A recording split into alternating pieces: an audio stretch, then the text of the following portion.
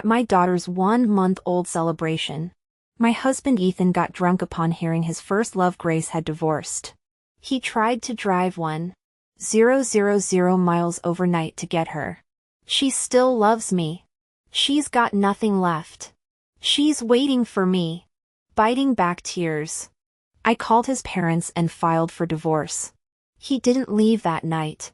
The next day when Ethan saw Grace's social media post showing her slit wrists, he dangled our baby over the balcony railing. "Lily, now you'll know how it feels to lose everything you love." I lunged to grab my daughter, but he pushed us both over the railing. The moment before impact, I found myself back at the celebration holding my newborn. This time, I let him chase his true love. He ended up paralyzed in a car crash before dying painfully, robbed of even his madness. As the party wound down, Ethan and I were seeing guests off. Only his college friends remained, their drunken chatter carrying across the room. "Big news, Grace filed for divorce today. Thought she married well? More like became alive and made for some rich family. Serves her right. If she'd married Ethan, we all thought they'd be the high school sweethearts that made it." Everyone envied Ethan back then. I trembled, clutching my miraculously alive daughter. The phantom sensation of falling made my legs buckle, but Ethan was too absorbed in the conversation to notice. "Lily, take the baby home first. I'll join them for drinks." Without waiting for my response, he sauntered over with a glass. "So, Grace. Huh? What happened?" I went home and drafted divorce papers. That night, a half-sober Ethan stumbled in. "Lily, I'm sorry," he slurred before grabbing car keys. When I snatched them away, he wailed, "I need to find Grace. She's waiting for me." Throughout our relationship, Ethan had sworn Grace meant nothing. He'd been the perfect partner, holding umbrellas in rainstorms, nursing me through illnesses, shielding me from dangers. During my pregnancy, he doted on me obsessively. Colleagues and family all praised him as the ideal husband. In my previous life, I'd screamed and barricaded the doors, demanding why his love vanished overnight. He'd shoved his phone in my face, showing Grace's desperate messages. "She has no family. No friends, only me." Now I simply called his parents. Let them deal with their son's midlife crisis. As Ethan drunkenly ranted about lost love, I rocked my baby, savoring her warmth. The Rogers family could keep their precious golden boy.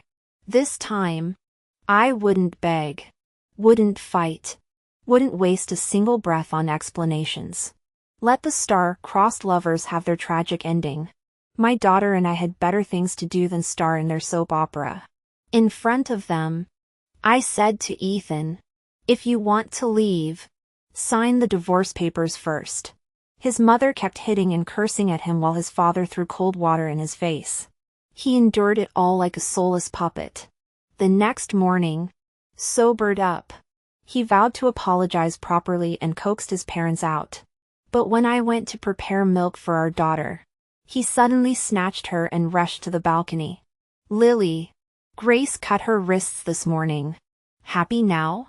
Ethan's eyes burned crimson, lips twisting cruelly as he dangled our daughter over the railing by her tiny clothes.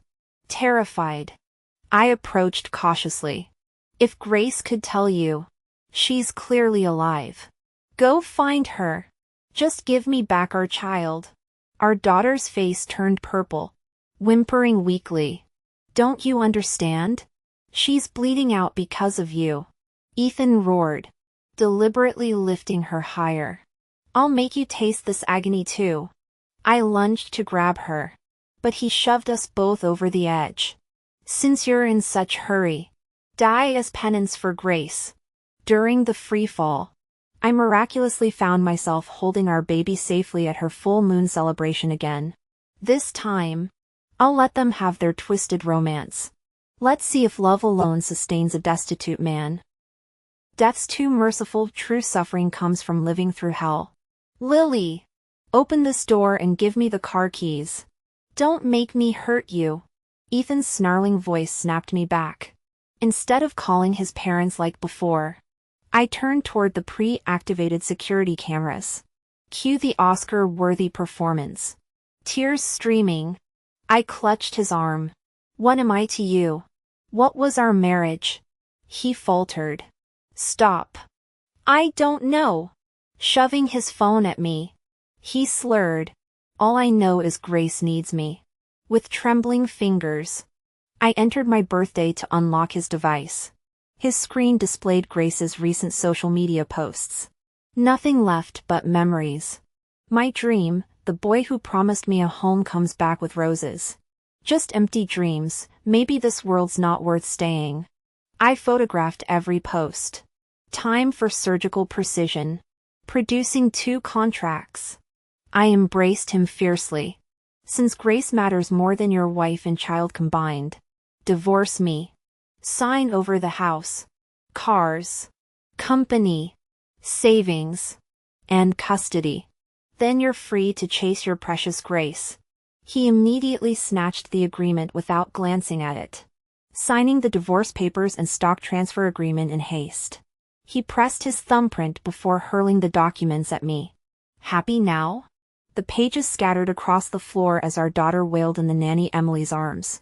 Trembling violently, I fumbled for the car keys and my phone controlling the door locks.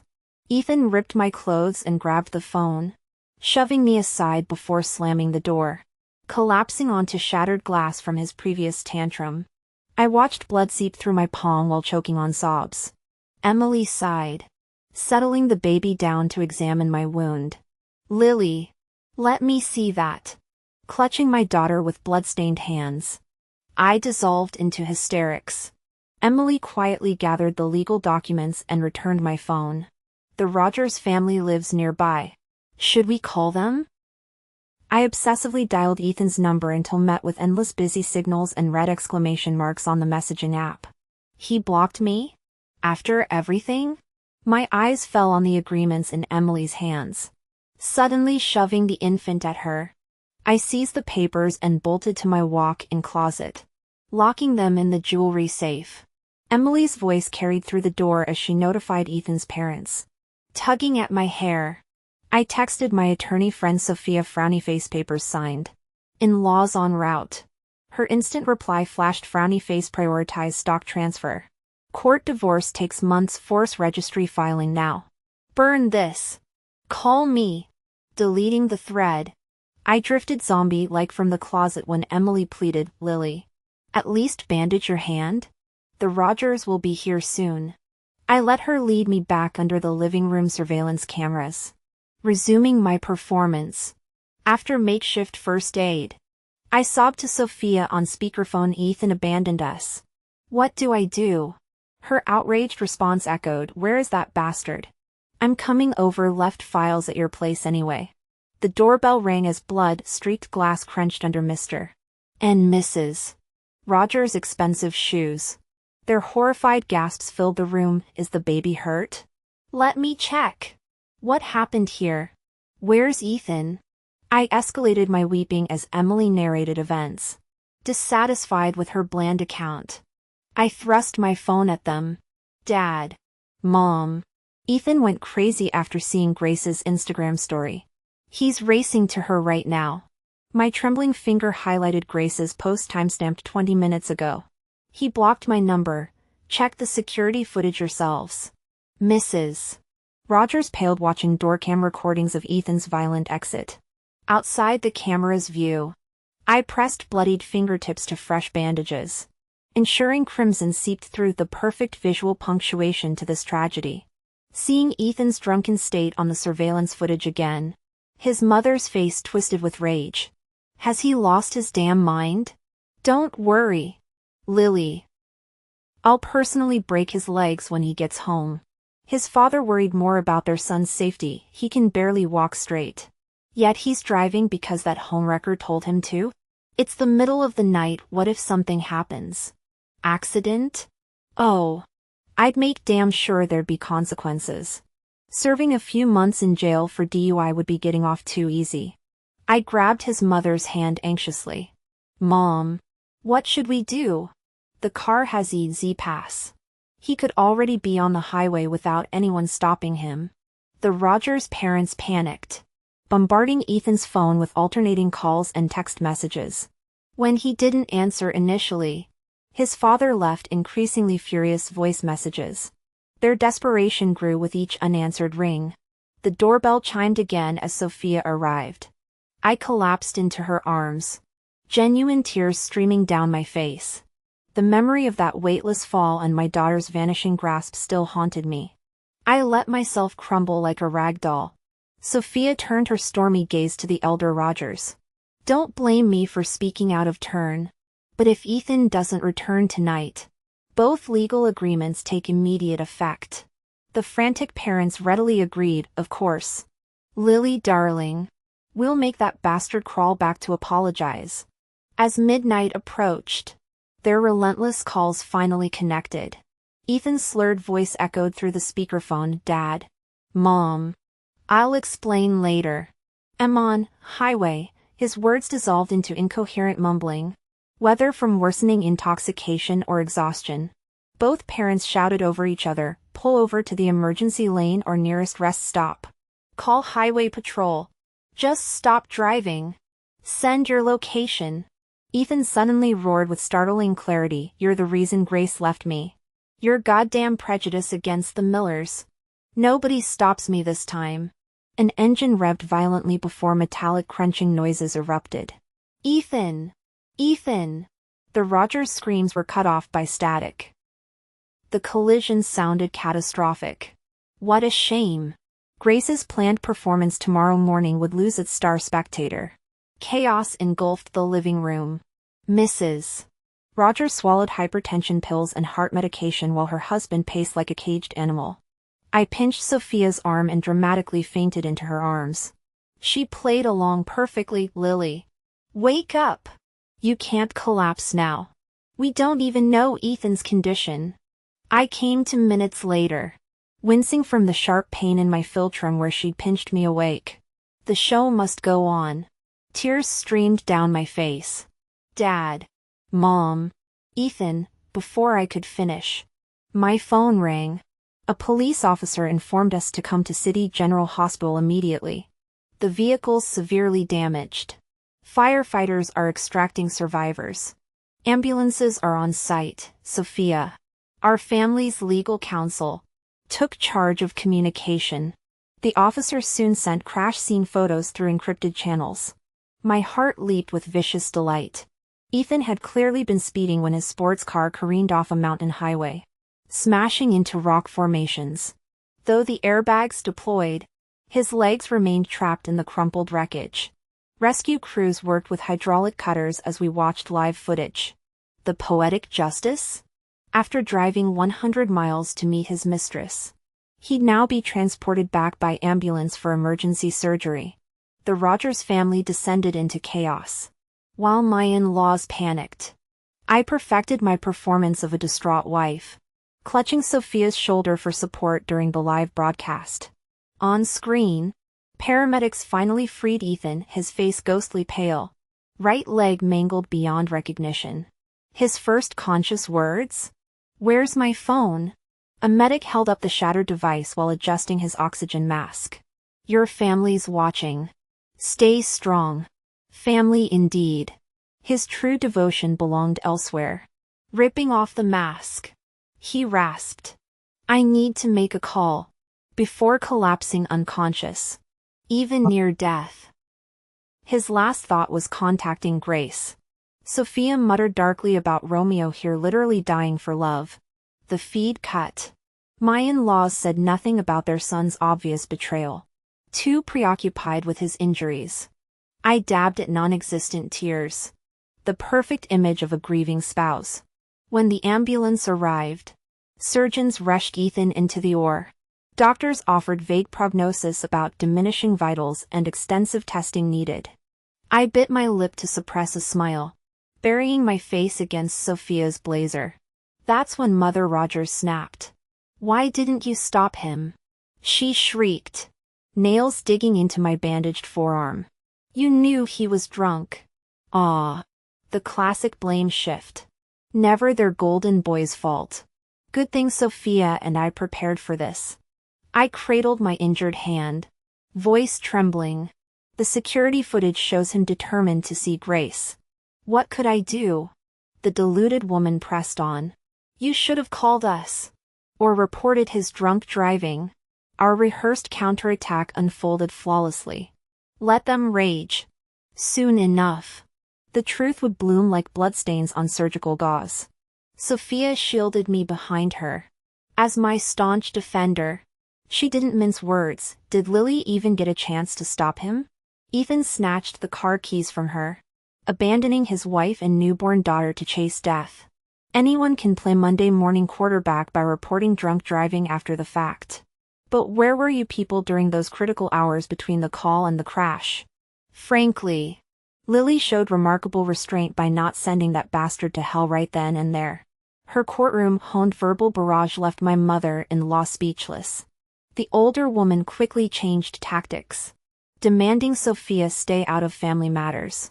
My father-in-law barked. Enough! This isn't Lily's fault. We're disturbing the medical staff. Collapsing into a chair, my mother-in-law wailed about Ethan's foolishness before fixating on Grace. That Miller harlot ruined everything. Her vitriolic tirade continued unanswered until a surgeon emerged. The medical consent form forced brutal clarity: amputate Ethan's leg or let him bleed out. I joined the tearful pleas to save his life, though privately mourned the lost opportunity for poetic justice. Post-surgery, watching Ethan wheeled into ICU, I executed my perfected swoon. Doctors attributed my collapse to postpartum frailty and trauma, prescribing rest. Finally liberated, I rushed home to my sleeping daughter. Alone with Sophia, I produced Ethan's signed stock transfer agreement. Handle this immediately. A crippled man might reconsider divorce if his mistress rejects him. My laugh tasted metallic. Better secure assets before he destroys more than cars. Sophia embraced me, murmuring about resilience. She'd never seen the steel-cord version of me, the woman who'd already plummeted from rooftops with an infant. My heart now rivaled the coldest fishmongers. Ethan's love was performance art. I shrugged. I'm just the consolation prize for his unresolved Miller family obsession. Save your pity for the totaled Lamborghini. Her stunned silence broke into awed laughter. After finalizing plans, I composed meticulous letters to my parents and transferred bonuses to Emily. Every contingency required preparation. Desperate men make dangerous enemies. My parents' midnight call confirmed early flights. As dawn approached, I stared at the nursery monitor, calculating moves like a grandmaster. This chess match would end only when checkmate left Ethan powerless and penniless. The sky was already bright. It was nearing the time when Ethan had lost his mind in my previous life. I went out to buy a new phone and SIM card before heading to the hospital to provoke Ethan further. He'd been moved back to a regular ward but hadn't regained consciousness yet. Overnight, Ethan's parents had visibly aged, their hair streaked with gray and faces drawn with exhaustion. Of course, having stayed up all night myself, I looked even worse than them. Dad, Mom, I said meekly, Ethan losing a leg will be devastating. We need to support him and help rebuild his confidence. Ethan's mother nodded tearfully, her maternal instincts overriding everything else. His father showed faint traces of conscience, muttering half-heartedly, "This is hard on you too." I maintained a grief-stricken expression while feeling nothing but icy anticipation. All I wanted was for Ethan to wake up and witness Grace's dramatic suicide attempt. Ethan didn't disappoint. He woke up thrashing, ripping off his oxygen mask and clawing at his forelines. The anesthesia from his amputated leg must have still been numbing his senses. His parents struggled to restrain him as his mother sobbed.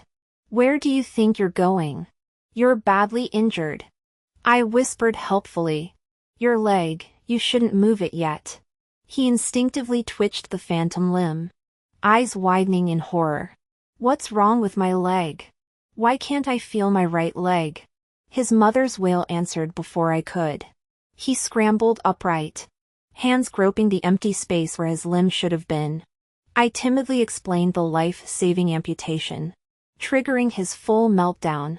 "Why did you let them cut it off?" He pounded the hospital bed, voice raw. "How am I supposed to live like this?" His father tried motivational speeches about overcoming disabilities. Ethan raged like a caged animal, screaming about ending his life. I grabbed his arm, laying on the guilt trip. "Don't you care about your parents? Our baby? What about Grace? She's waiting for you." The mention of Grace momentarily stunned him. Under his parents' approving gazes, I handed him the new phone. "I got your SIM replaced. You should contact her." I fake sobbed into my hands, peeking through my fingers. True love prevailed. He immediately called Grace, then checked social media when she didn't answer. Her latest post showed her in a black satin gown, sprawled across pristine sheets with an empty wine bottle and artistically smeared blood around her slit wrist, captionless but devastating. Ethan's grief instantly pivoted to suicidal theatrics. His parents wrestled him like holiday ham. I suppressed an eye roll. Arterial cuts spray blood everywhere. "This is clearly staged. She's fine. Rest now. I'll investigate." He clung to my words like gospel. The perfect marionette. My in-laws probably thought placating him was achievement enough. Never mind my feelings. I grabbed my phone to photograph his pitiful state, screenshot Grace's social media posts, and compiled his crash scene images. Bursting into their alumni group chat, I rapid-fired messages. "Hello everyone. I'm Lily, Ethan's wife. Have you seen this photo Grace posted? Ethan got into a car accident last night while rushing to meet her. He lost his right leg and now threatens suicide over her. I'm forced to ask for help. Contact me immediately if you have information about Grace." As predicted, Grace's carefully curated social media clues made the group explode.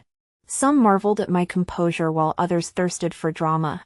I answered every inquiry with photographic evidence, thoroughly publicizing their epic romance.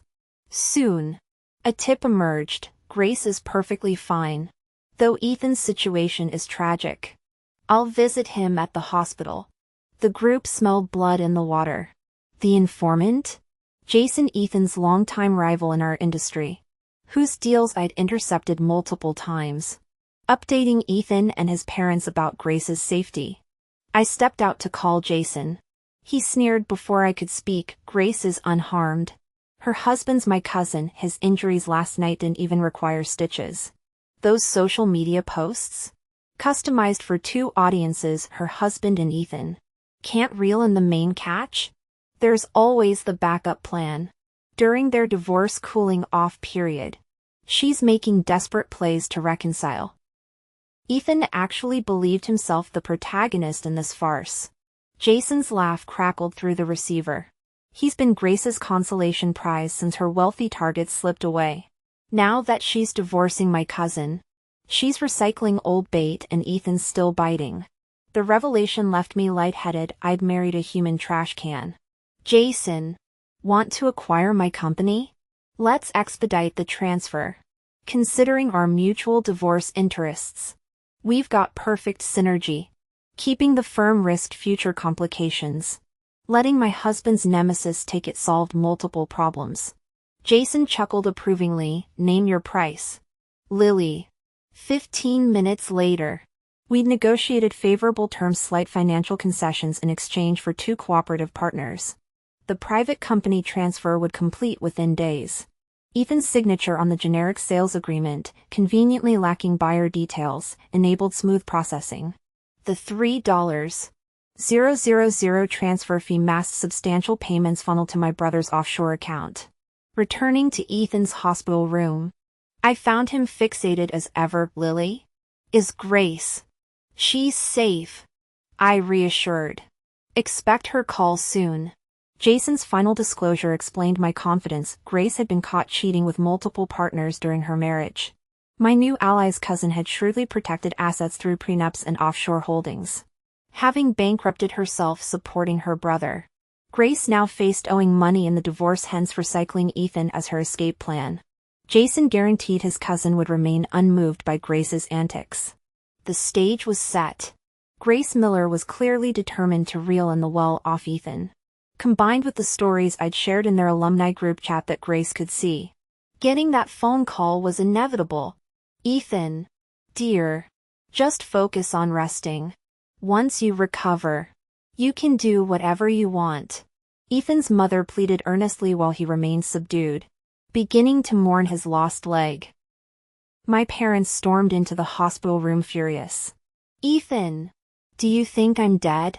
My father, a military veteran with a booming voice, roared loud enough to shake the room. Bullying our Lily like this? If you hadn't gotten yourself crippled first, I'd be the one breaking your legs.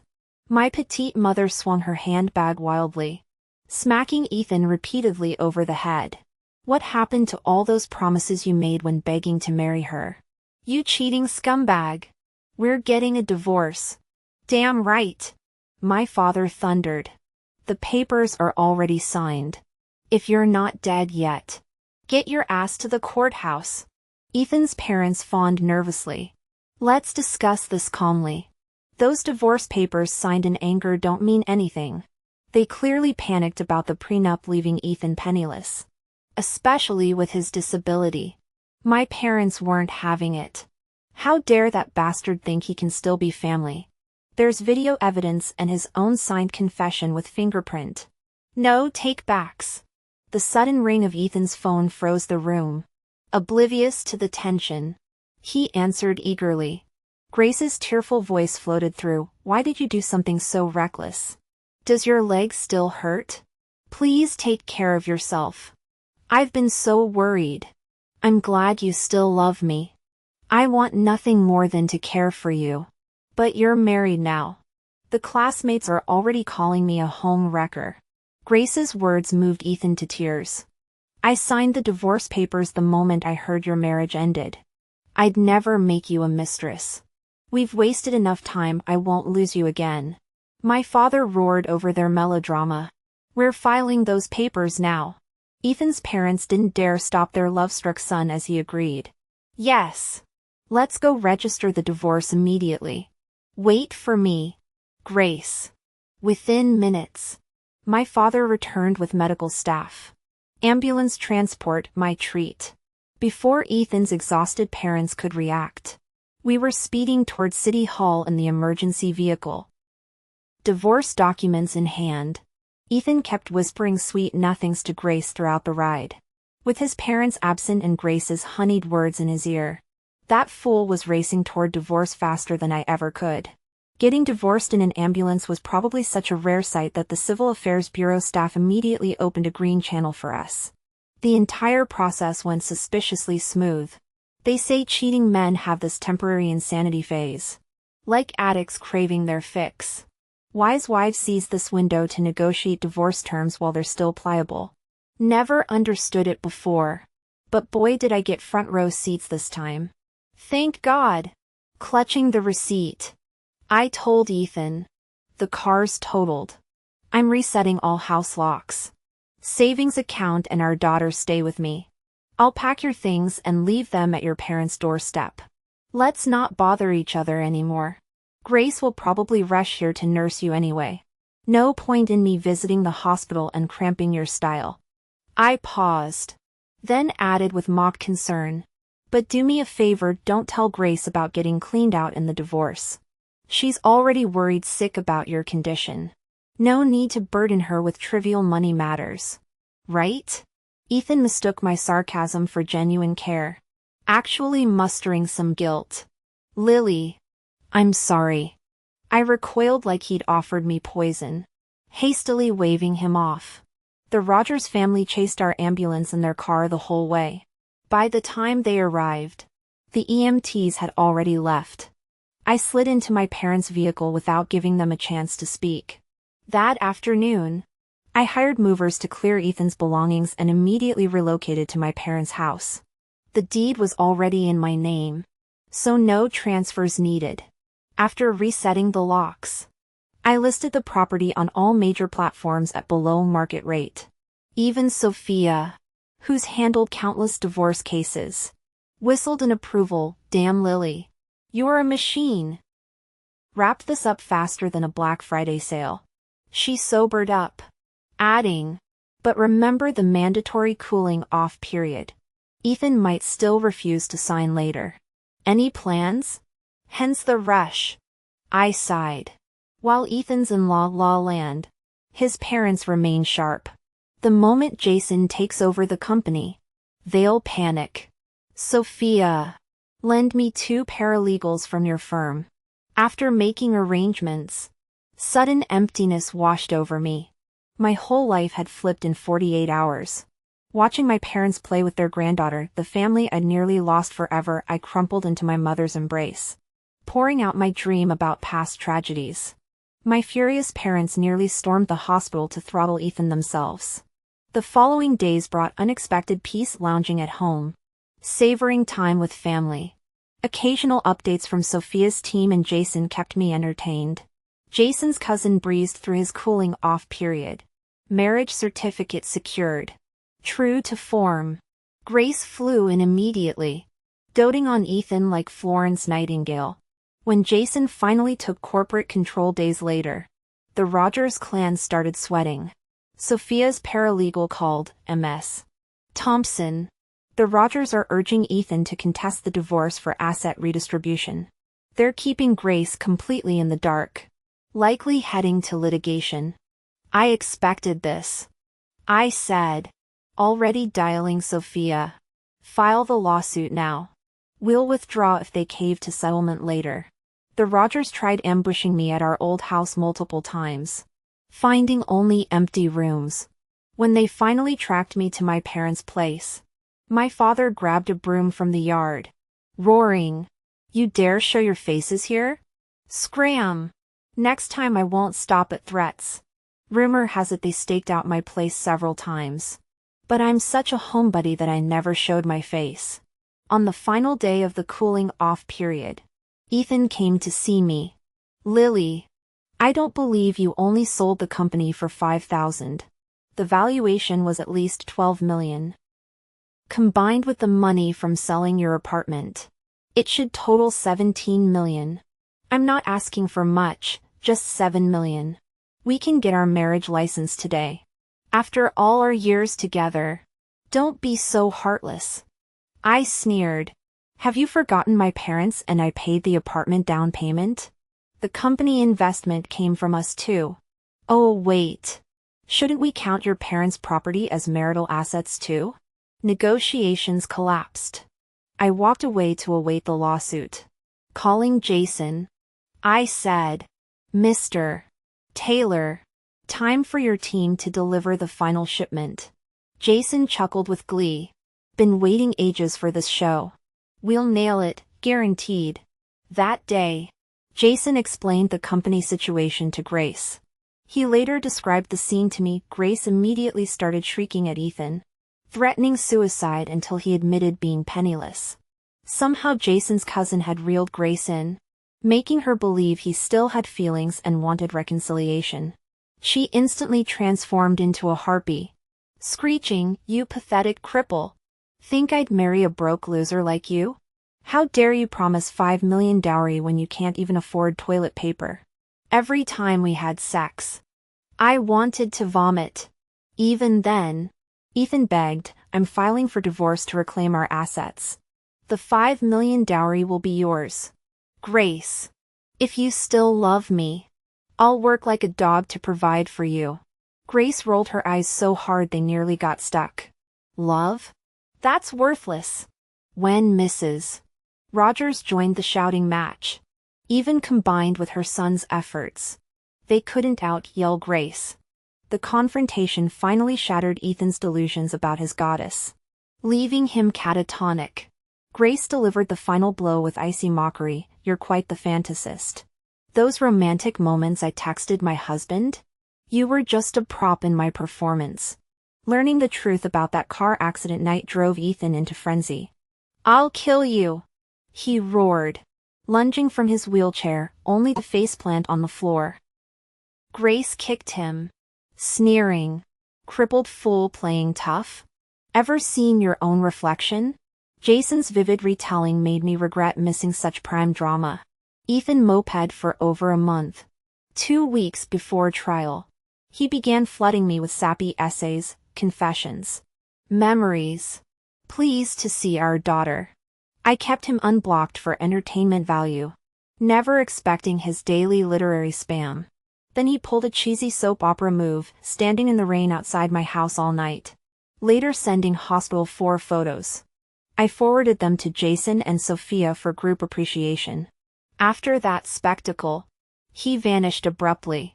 Recalling his cruelty in our past life, I still feel lingering fear. I texted Sophia, "Be careful with Ethan's outbursts. He seems mentally unstable sometimes." On the day of the court hearing, Ethan broke down crying, "Lily, I love you.